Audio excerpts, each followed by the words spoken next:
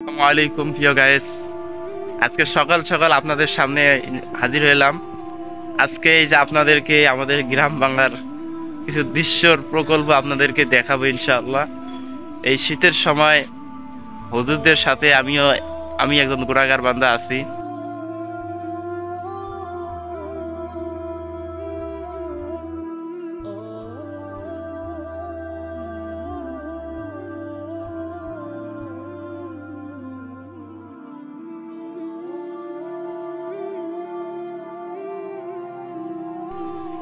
অনেক হাফেজ সাহেবদের সাথে আছি আল্লাহর রহমতে, ওদের সোহবতে। এবং আসলে এই নামাজের পরে আল্লাহ তাআলার প্রশংসার পর যে কি একটা মজা প্রশান্তি আসে দিলের মধ্যে, অন্তরের মধ্যে, এটা কিন্তু বলে বোঝানো সম্ভব না। তাই এই ফজরের সময় মাওলা পাকের জিকির করতে করতে রাস্তাঘাটে চলাটাই উত্তম আমি মনে করি। কারণ জিকিরটা হলো সর্বোত্তম জিকির। এই জিকিরটা করলে আপনার অন্তরটা অনেক কলুষিত, অন্তরটা ফ্রেশ হয়ে যাবে।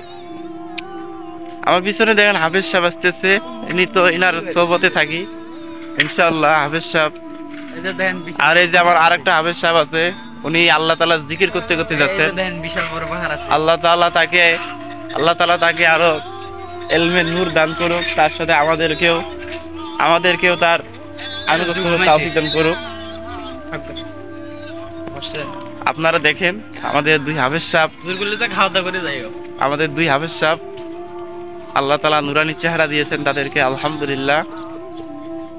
আল্লাহ তাআলা আমাদেরকে এইভাবে আল্লাহওয়ালাদের সঙ্গে চলার তৌফিক দান করুক। আমরা যেন একজন ভালো সাদেকিন বান্দার সাথে আমরা যেন থাকতে পারি। আল্লাহ তাআলা যেন আমাদেরকে ওই রকম বান্দাদের সাথে চলার তৌফিক দান করে। সকলে আল্লাহুম্মা আমিন।